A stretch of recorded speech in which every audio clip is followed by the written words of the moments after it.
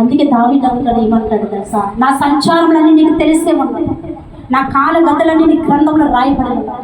నేను ఏ దినం కూర్చుంటాను, ఎప్పుడు లేచుంటాను, ఎప్పుడు పడుకుంటాను, ఎప్పుడు తింటాను, ఎప్పుడు ఎలా జీవిస్తాను, ఎప్పుడు ఎవరితో మాట్లాడతాను, నా సంచారములన్నీ కూడా నీకు తెలిసే ఉన్నాయి ప్రభువా.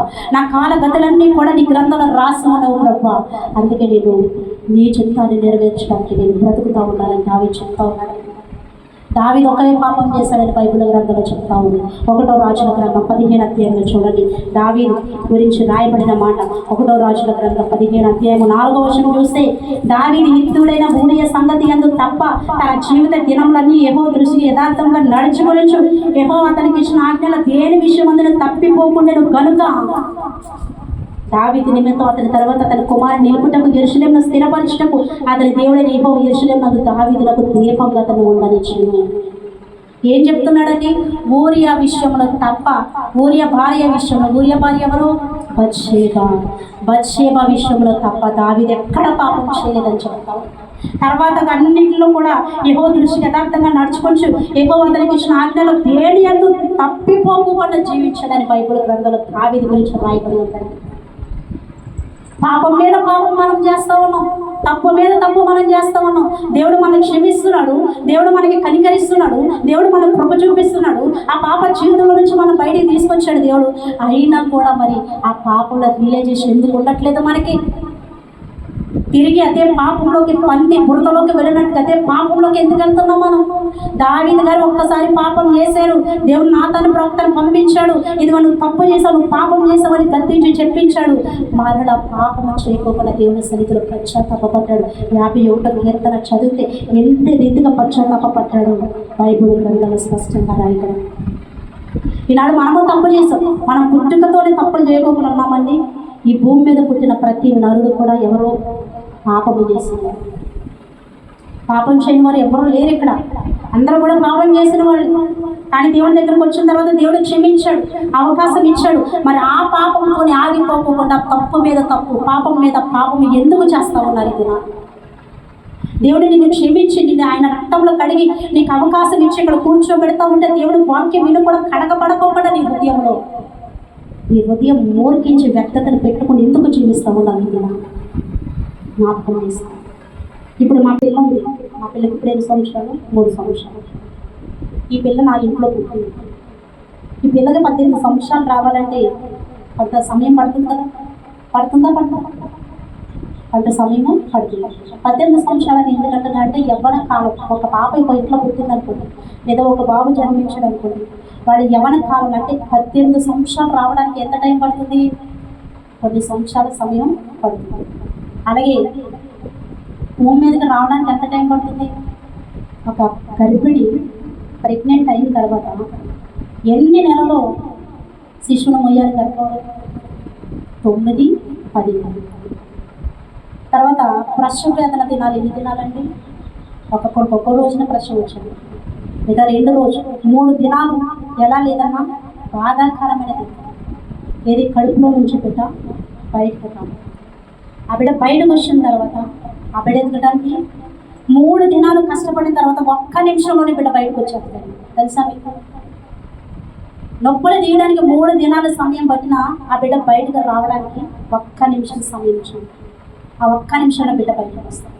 ఆ బిడ్డ బయటకు వచ్చిన తర్వాత 18 సంవత్సరాలు రావడానికి, ఒక యవ్వన కాలం రావడానికి కొంతకాలం టైము పడుతుంది. ఇక్కడ దీన్ని నేను ఎందుకు చెప్తా ఉన్నానంటేనండి, మనము దేవుడి సన్నిధానానికి రావడానికి, నూతనంగా జన్మించడానికి 10 నెలల సమయం కాలం వ్యవధి ఉంది మన జీవితంలో. ఎక్కడ ప్రభువైన యేసుక్రీస్తు వారు నిజమైన దేవుడని మనము అంగీకరించి, మన పాపాత్మలను మనం గ్రహించుకొని దేవుడి సన్నిధికి వెళ్ళి ఆయన స్వరక్షణగా అంగీకరించడానికి కొంత సమయం పడుతుంది. అయితే గర్భిణీ స్త్రీలో గర్భిణీ ఒక బిడ్డను మోసినంత కాదు, 10 నెలల సమయం పడింది. అలాగే 3 దినాలు బాధాకరమైన దినాలు. దానికి దేనికి సాదృశ్యంగా ఉన్నాయంటే, మన రక్షణ పొందడానికి 3 దినాలు బాధాకరమైన దినాలు, మన జీవితంలో వేదనకరమైన దినాలు ఉన్నాయి. ఏంటో తెలుసా? మన రక్షణ తీసుకుంటామంటే నువ్వు మార్పు చెందావా, నిజంగా నువ్వు మారు మనసు పొందావా, గతంలో నువ్వు ఎలా జీవించే, ఎలా పాపాత్ముడు అనుకున్నావు, ఎలా నువ్వు చేయడం పాపం అంటూ లేదు, చేయడం తప్పు అంటూ లేదు, చేయని క్రియలు అంటే ఏమి చెడు క్రియలు లేవు. ఇప్పుడు నువ్వు బాప్తీసం తీసుకుంటావా, నిజమా అని మళ్ళీ ఎంతమంది ఇక్కడి నుంచి చూస్తారో తెలుసా అండి. ఆ బాప్తీసం తీసుకోవడానికి బాబా ఇప్పుడు బాప్తీసం తీసుకుంటుందంటే వెళ్ళిపోయి ఒకప్పుడు చేసినవన్నీ గుడిసెట్టేశారు, జీవించిన జీవితం అంతా గుడిసెట్టు జీవితం జీవించింది. ఇప్పుడు వెళ్ళిపోయి దేవుని రక్తంలో కడగబడుతుంటే అప్పుడైనా కూడా మరి దేవుడికి నమ్మకంగా ఉంటుందో మరి ఎలా చూపిస్తుందో. ఇలాంటి మాటలన్నీ మన వెనకాల వినపడుతూ ఉన్నాయి అనుకోండి, అప్పుడు రక్షణ తీసుకోవాలనిపిస్తుందా? వేదన వస్తుంది, బాధ వస్తుంది. నేను మారానని చెప్తున్నా కానీ ప్రభు వీళ్ళేంటి వినట్లేదని బాధ వస్తుంది. సరే, వాటన్నిటిని ఎదిరించి ఒక్క నిమిషంలో మనం ముంచి పైకి తీస్తాం. ఎవరు? పాస్టర్. నూతనంగా జన్మించడానికి కూడా ఒక్క నిమిషం.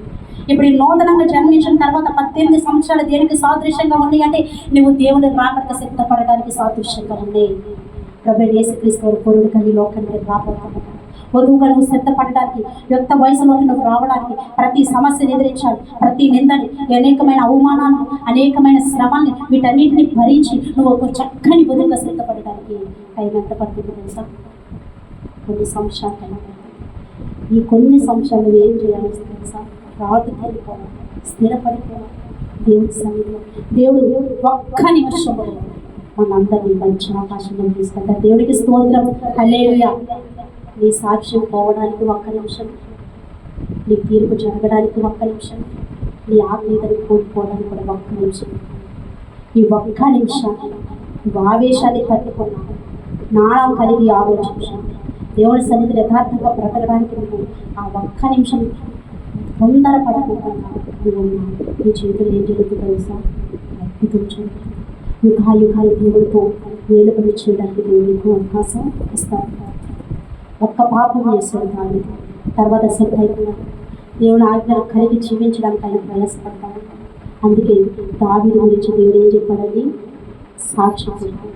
ఏం చెప్పాడు దావీదు గురించి? నా ఇష్టానుసారుడు, నా హృదయానుసారుడు, నా చిత్తం నెరవేరుస్తాడు. నిజంగా దావీదు గారు ఎప్పుడు నన్ను దేవుడిని స్తుతిస్తూనే ఉన్నవాడు. దినానికి 7 మార్లు దేవుడిని స్తుతించేవాడు దావీదు గారు. ముమ్మారు దేవుని సన్నిధిలో ఉదయం, సాయంకాలం, మధ్యాహ్నం దేవుడిని ధ్యానిస్తూ ప్రార్థన చేసేవాడు దావీదు గారు. దేవా, నువ్వు కలగజేసిన ఈ సూర్య చంద్ర నక్షత్రాలు చూస్తూ ఉంటే నాకు ఆశ్చర్యం కలుగుతూ ఉంది. అసలు నన్ను జ్ఞాపకం చేసుకోవడానికి నేను ఏం పాటి వాడు ప్రభు? ఎంతలో నేను యోగ్యులు కలిగిన వాడు. నన్ను జ్ఞాపకం చేసుకున్న గొర్రెలు కాసుకుంటూ నన్ను అన్న తీసుకొచ్చి నీ ప్రజలను పరిపాలించడానికి రాజుగా చేశాడు. నేను ఏ పాటి వాడు ప్రభు? దేవుని స్థుతిస్తూ ఉన్నాడు. ఎందుకంటే దావీదు గారు దేవుని చిత్తం ప్రకారం బ్రతకాలని ఆశపడినవాడు, దేవుని చిత్తాన్ని నెరవేర్చడానికి ప్రయాసపడినవాడు, దేవుని ఇష్టమే తన ఇష్టంగా భావించుకొని పరిగెత్తినవాడు. ఎక్కడో కనిష్ఠమైన యెష్షయి కుమారులో కనిష్ఠమైన దావీదుని తీసుకొచ్చి రాజు చేయడం ఏంటండి? ఎంతోమంది బలవంతులైన 7 అన్నగారులు ఉన్నారు. ఆల్రెడీ సౌలు సైన్యంలో చేరి యుద్ధానికి వెళుతూ ఉన్నవారు 7 అన్నగారులు ఉన్నారు. వాళ్ళందరినీ విడిచిపెట్టేసి కనిష్ఠుడైన దావీదుని తీసుకొచ్చి సింహాసనం ఎక్కించాడు దేవుడు. అంటే దేవుళ్ళ పక్షపాతం ఉండాలి. దేవుళ్ళ పక్షపాతం మనం జీవిస్తున్న యథార్థతను బట్టి దేవుడు మనకి మేలు చేస్తాడు. ఇంకా మూడోది చూస్తే యోబు గురించి కూడా సాక్ష్యం చెప్పాడు. యోబు గ్రంథం చూడండి ఒకసారి. యోబు గ్రంథం 1వ అధ్యాయం. దేవుడు యోబు గురించి సాక్ష్యం చెప్పాడండి. ఊజు దేశమునందు యోబు అని ఒక మనుషుడు ఉండెను. అతడు యథార్థవంతుడు, న్యాయవంతుడనై దేవుని యందు భయభక్తులు కలిగి చెడుతను విసర్జించిన వాడు. అతడికి 7 కుమారులను 3 కుమార్తెలను కలిగి అతనికి 7,000 ఒంటెలు, 3,000 ఒంటెలు, 500 జతల ఎడ్లు, 500 ఆడగాడిదలు కలిగి బహుమంది పనివారిని అతనికి ఆస్తి ఉండగా తూర్పు దిక్కు జనులందరూ అతడి గొప్పవాడుగా ఉండేను. ఎంత ఆస్తి పడుడండి! చెడుతనాన్ని అసహించుకుని బ్రతుకుతున్నాడని రాయబడింది. ఈనాడు కొంత ఆస్తి ఉంటేనే ఎదుటి వాళ్ళని చులకన చేసి చూసేవాళ్ళు ఎంతోమంది ఉన్నారు. పోయిన వారం చెప్పాను నేను ఆశీర్వాదం అంటే ఏంటని చెప్పాను నేను పోయిన వారం. పట్లోకానికి వెళ్ళడం, అలాగే ఇంకోటి కూడా చెప్పాను, కంటి నిండా నిద్రపోవడం, ప్రశాంతమైన సమాధానకరమైన జీవితమే ఆశీర్వాదం. అభివృద్ధి అంటే ఏంటి? ఈ లోకపరంగా ఉన్న ఇల్లు, కార్లు, ఇంకా మనం సంపాదించుకున్నది ఈ లోకపరమంతా కూడా అభివృద్ధి అయింది. ఇప్పుడు ఈయనకి ఎంత అభివృద్ధి ఉంది? ఎవరికి? యోబు గారు. తూర్పు దిక్కు జనులందరిలో కూడా ఈయనే గొప్పవాడు. మరి ఎంత అభివృద్ధి కలిగి ఎంత పనివారిని మెయింటెనెన్స్ చేస్తున్నా ఈ యోబు గారికి నిజంగా ఎంత గర్వం రావాలి, ఎంత అహంకారం రావాలి. అసలు ఎవరైనా ఇంటికి లేనివాడు ఎవరైనా చిక్కుకోరను నా ఇంటికి రావడానికి అర్హత లేదని చెప్తాను. ఎవరు? యోబు గారు. కానీ ఈయన గురించి రాయబడిన సాక్ష్యం ఏంటో తెలుసా? అతడు యథార్థవంతుడు, న్యాయవంతుడునై దేవుడు ఎందుకు భయభక్తులు కలిగి చెడుతనము విసర్జించిన వాడని రాయబడింది. ఎంత ఆస్తిపరుడికి ఏమి లేదంట, చెడుతనము లేదంట. ఎంత ఆస్తిపరుడు ఎలాంటి వాడంట, న్యాయవంతుడు అంటే అన్యాయస్తుడు కాదంట. ఎంత ఆస్తిపరుడు ఎలాంటి వాడు అని చెప్తుంది బైబిల్, యథార్థవంతుడు అని చెప్తా ఉంది. ఈ సాక్ష్యము మనుషులు ఇచ్చిన సాక్ష్యం కాదండి, దేవుడు ఇచ్చిన సాక్ష్యం. ఈనాడు కొంతమంది ఒక ఇల్లు ఉన్నా, ఒక ఆస్తి ఉన్నా, లేకుంటే జాబ్ ఉన్న వీటిని బట్టి అతిశయిస్తే ఎదుటి వాడిని చులకన చేసి మాట్లాడేవాళ్ళు చాలా మంది ఉన్నారు. కానీ దేవుడు ఇచ్చే సాక్ష్యం మనకి కావాలి. నేను ఎన్ని ఇచ్చినా కానీ నా కుమార్తె దాన్ని బట్టి సంతోషించక, నా కుమారుడు దాన్ని బట్టి సంతోషించక, దేన్ని బట్టి సంతోషిస్తున్నాడండి? నన్ను స్తుతించడం బట్టి, నా సన్నిధిలో కలుగుటను బట్టి, నాతో సహవాసం చేయటం బట్టే సంతోషిస్తాను. దేవునితో సహవాసం చేసేవాళ్ళు ఏం చేయలేరండి? చెడుతనం చేయలేరు. దేవునితో సహవాసం చేసేవాళ్ళు అన్యాయం చేయలేరు. దేవునితో సహవాసం చేసేవాళ్ళు దోషులుగా ఉండలేరు అసలు. మరి ఈయన దేవునితో సహవాసం చేస్తూ ఉన్నారు కాబట్టి ఎంత ఆస్తి ఉన్నా చెడుతనాన్ని అసహించుకుంటున్నాను. దేవుడి ఎందుకు భయం కలిగి ప్రవర్తిస్తాను, యథార్థంగా జీవిస్తాను. నీవెలా జీవిస్తావు? నీ గురించి దేవుడు పలకడానికి ఏ సాక్ష్యం ఉందో నీ జీవితంలో? చాలా మంది అనుకుంటారు నేను చాలా ఆత్మీయంగా ఉన్నాను అంటారు. ఎవరో నువ్వు జోలు తీయనంత వరకు నువ్వు ఆత్మీయంగా ఉన్నావు. నీ జోలు ఎవరైనా తీస్తే నీ ఆత్మీయ స్థితి అంతా ఏమైపోతుంది? ఎప్పుడైనా పరిశీలన చేసుకున్నావా? ఎవరు నీ జోలికి రానంత క్రితం కూడా నువ్వు ఆత్మీయురాలివే, నువ్వు గొప్ప ప్రార్థనా పరురాలివే. కానీ ఎవరైనా నీ జోలికి వచ్చిన తర్వాత నీ ఆత్మీయ స్థితి ఎట్టెళ్ళిపోతా ఉంది? నీ ఆత్మీయ జీవితం ఎలా పోతా ఉంది? నీ ప్రార్థన జీవితం ఎలా పోతా ఉంది? అప్పటి వరకు నీకు ఇచ్చిన సాక్ష్యం ఏమైపోతా ఉంది? ఎవరు నిన్ను కెలకనంత వరకు నువ్వు నిజంగా ఆత్మీయురాలు అని అందరూ చెప్తారు. నీ మీద అబద్ధాలు వేసి నిన్ను నిందించి నీ మీద అబద్ధంగా మాటలు పలికినప్పుడు కూడా నువ్వు ఓర్చుకొని నిలబడినప్పుడు అప్పుడు నువ్వేమీ మాట్లాడుకోకుండా దేవుని సన్నిధిలో శాంతంగా ఉన్నప్పుడు అప్పుడు ఇస్తారండి అసలు సాక్ష్యం. ఏం చేస్తారో తెలుసా? నిజంగా చాలా ప్రార్థన, సాత్వికంగా, దీర్ఘశాంతం కలిగిన కుమారుడు. అన్యాయంగా ఒకరి మీద చెప్పడం మాటలు చెప్పేవాళ్ళు కూడా చాలా ఆత్మీయంగా అనుకుంటారు. ఎందుకు అనుకుంటారు ఆత్మీయులు? నీ మాట, నీ ప్రవర్తన దేవుని సన్నిధిలో ఒకలా ఉంటుంది, బయటకు వెళ్ళిన తర్వాత ఒకలా ఉంటుంది. మనం ఆత్మీయులు, మనం ప్రార్థనా పనులు మనం అనుకోకూడదు. ఎవరి పదండి ఆ సాక్ష్యం కూడా దేవాది మనిషి వల్ల సాక్ష్యం. ఆత్మీయ స్థితి నిజంగా ఈనాడు క్రైస్తవ జీవిత విధానాలు ఎలా ఉన్నాయో మిమ్మల్ని మీరు ఒకసారి పరిశీలన చేసుకోండి. నేను ఎందుకు ఇంతలా చెప్తా ఉన్నానంటే, బహుశా మీకు నచ్చవచ్చు, నచ్చకపోవచ్చు. కత్తించడం తైలాభిషేకం అని చెప్పాడు ఎవరు? దావీదు. కత్తింపు విని సరి చేసుకున్న దేవుడి సన్నిధిలో బలపడాలని చెప్తున్నాను తప్ప వేరే ఉద్దేశం చెప్పండి. మొన్న ఒక వీడియో చూసాను నేను. ఆ వీడియోలో అమ్మాయి పేరు రాధిక ఏదోనండి అమ్మాయి పేరు. అమ్మాయి 21 సంవత్సరం. ఇప్పుడు అమ్మాయి 21 ఇయర్స్. 21 ఇయర్స్కి తన అమ్మా నాన్నతో గొడవపడి ప్రేమించిన వాడు గురించి పదే ఆ ఇంట్లో వాళ్ళు అడుగుతున్నారని చెప్పి బయటకు వచ్చేసిందండి అమ్మాయి సిగరెట్ కాలుస్తుంది తెలుసా? ఆ వీడియో లైవ్లో సిగరెట్ కాలుస్తూ చూపిస్తుంది. నాకు ఏది చెయ్యొద్దని చెప్తారో నేను అదే చేస్తాను, నాకు తిక్కలు వేసిపోతుంది, నేను చెయ్యొద్దన్నదే నేను చేస్తాను అంటాను. 4 అక్కా చెల్లెలు అంటే వాళ్ళు 4 ఆడపిల్లలు. 2 అక్కలకి పెళ్ళైపోయింది, ఒక అక్క ఉంది. ఈవిడ లాస్ట్ది 21 ఇయర్స్. పబ్లిక్లో సిగరెట్ కాలుస్తుందండి అమ్మాయి, పబ్లిక్లో కూతురు మాట్లాడుతుంది. అమ్మాయి బిహేవియర్ ఏం బాగాలేదు అసలు. అమ్మాయి గురించిన సాక్ష్యం కింద కామెంట్లు జరిగితే అసలు నువ్వు ఆడపుట్టిన ఎందుకు పుట్టేవి అని పెడుతున్నాడు కామెంట్స్. వీళ్ళంటి దానికి ఆడదానికి వీళ్ళు ఏం తెలుసు? వీళ్ళంటి వాళ్ళు ఆడదానికి పరువు పోతా ఉంటుంది. అమ్మాయి గురించి నిర్లక్ష్యమైన కామెంట్స్ పెడతాను. అలా తల్లిదండ్రులకు ఎంత బాగుంటుందో చెప్పండి. పబ్లిక్లో సిగరెట్ కాలుస్తాను. మీ తల్లిదండ్రులు పెంపకం నేను బాగానే పెంచారు, చెడు అలవాట్లకి బానిస అయిపోయి నువ్వేలా బ్రతుకుతావు? నీ తల్లిదండ్రులకు పరువు లేదు, నీకు పరువు లేదు. నువ్వు ఆడబిడ్డగా పుట్టినందుకు ఆడబిడ్డలకు పరువు లేకుండా పోతావు. ఏమంటారు? లైవ్లో నేను చూపిస్తాను, అమ్మాయి పిక్కు చూపిస్తాను, వీడియో చూపిస్తాను, లైవ్లో కలుస్తాను. సరే, దేవుడు ఎందుకు భయభక్తులు కలిగి కూడా చెడుతనను సహించుకునే వాళ్ళు నాకు చాలా ఉంటారు.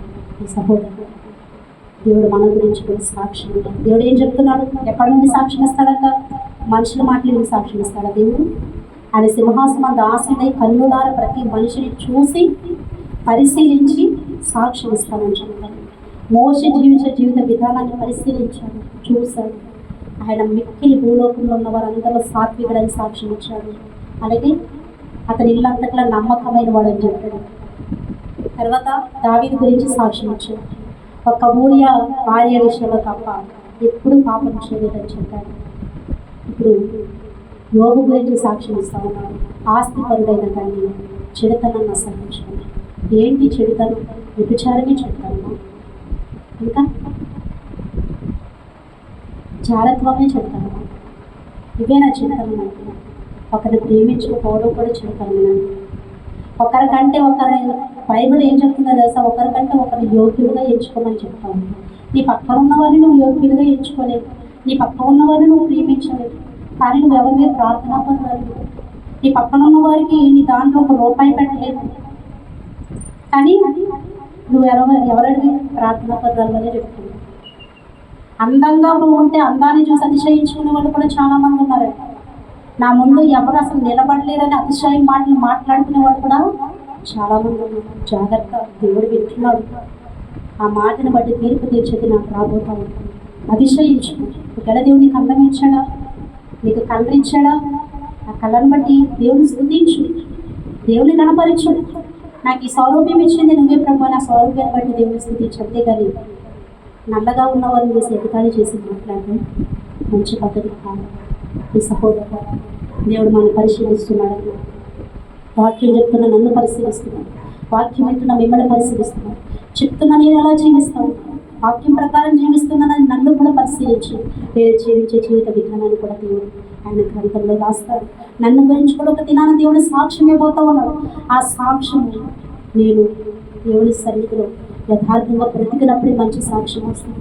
ఒక యథార్థంగా నేను బ్రతకపోతే దేవుడు నన్ను కూడా సాగించుకునే జీవిత విధానం కలిగిన సాక్ష్యం వస్తుంది. ఒక్క నిమిషం చాలు మన సాక్ష్యాన్ని కోల్పోవాలి. ఈ సహోదరులారా దేవుడు చెబుతూ ఉన్నాడు, ఆయన యథార్థంగా బ్రతకమని చెప్తా ఉన్నాడు, పాపాన్ని అసహించుకుని బ్రతకమని చెప్తా ఉన్నాడు. దేవుడు ఎన్ని నిందలు వచ్చినా కానీ ఎదురు తిరగా మీరు మాట్లాడుకోకుండా దావీదు వలె తగ్గించుకుని జీవించమని దేవుడు చెప్తా ఉన్నాడు. కాబట్టి మనకు అలాంటి తగ్గింపు జీవితం ఉందా, అలాంటి సాత్వికమైన జీవితం ఉండదా? దేవుని సన్నిధిలో తగ్గించుకుంటున్నాము. ఏది ఆత్మీయతని మనం మురుసుకుంటున్నాం, ఎలా జీవిస్తూ మనం ఆత్మీయతలో ఉన్నామని మురుసుకుంటున్నాం, ఏ కూడా మనం సహించుకున్నప్పుడు నిజమైన ఆత్మీయత కలిగిన జీవితం మనం జీవిస్తున్నాం అన్నట్టు. మన గురించి దేవుడు సాక్ష్యం ఇవ్వాలి, దేవుడు మన గురించి సాక్ష్యం ఇవ్వాలి. యథార్థవంతులు మన సాక్ష్యం ఇవ్వాలి, నిర్దోషులు మన సాక్ష్యం ఇవ్వాలి, నీతిమంతులు అని మన గురించి దేవుడు సాక్ష్యం ఇవ్వాలి. నా కొరకు తన పనులన్నీ కూడా పక్కన పెట్టి నా కొరకు పరిగెడుతుంది నా కుమార్తె. నా చిత్తాన్ని నెరవేర్చడానికి నా కుమార్తెకి ఎంత సంతోషమని దేవుడు మన గురించి సాక్ష్యం ఇవ్వాలి. నా ఇల్లంతట్లో నా కుమార్తె సాత్వికురాలు, నమ్మదగినది, అలా నమ్మకమైన మంచి దాసురాలని దేవుడు మనకు పిలవాలి, మన గురించి సాక్ష్యం ఇవ్వాలి దేవుడు. యోబు అంత ఆస్తిపరుడైనా కానీ చెడుతనాన్ని అసహించుకున్నాడని బైబిల్ చెప్తా ఉంటాడు. యథార్థంగా బ్రతుకుతున్నాడని చెప్తూ ఉంటాం. మనకి ఏమీ లేకపోయినా సరే చెడుతనం మీద చెడుతనం చేస్తూ ఉంటాం. కోపము చెడుతనమేనండి, ఒకరిని నిందించడం చెడుతనమే, అబద్ధపు మాటలు పలకడం చెడుతనమే, లేని వార్తలు పుట్టించడం చెడుతనమే. వీటన్నిటిని కూడా విసర్జించుకోవాలి. మనం ఈ చెడుతనం నుంచి దేవుడు మనం దూరపరచాలి. దేవుడు దూరపరుస్తూ ఉన్నా కానీ పడలేని వాళ్ళు ఎంతో మంది. ఈ సహోదరులు వాక్యం వింటున్నాకి ఒక్కసారి జ్ఞాపకం చేసుకొని ప్రార్థన చేద్దామా దేవుని సన్నిధిలో. ప్రభా, నువ్వు నా గురించి సాక్ష్యం ఇవ్వబోతూ ఉన్నావు, నా సాక్ష్యం ఎలా ఉండబోతుందయ్యా, నేను ఎలా జీవిస్తూ ఉన్నాను ప్రభా. ఇదిగోనైనా ఒక్క నిమిషంలో నా సాక్ష్యాన్ని కోల్పోతున్నానేమో ప్రభా. నాలో కొన్ని లోపాలు ఉండే వాటిని సరి చేసుకోవడానికి నాకు సహాయం ప్రభా.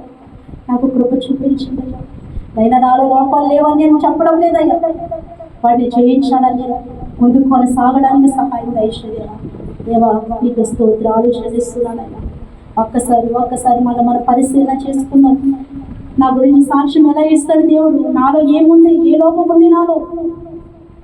ఏది నాకు దేవుడిచ్చే సాక్ష్యానికి ఆటంకంగా ఉంది? ఏది సాక్ష్యం నా దేవుడిచ్చేస్తున్న సాక్ష్యాన్ని దొంగలించడానికి నాలో ఆటంకమైనది ఏముంది? దాన్ని నేను తీసివేసుకోవాలి.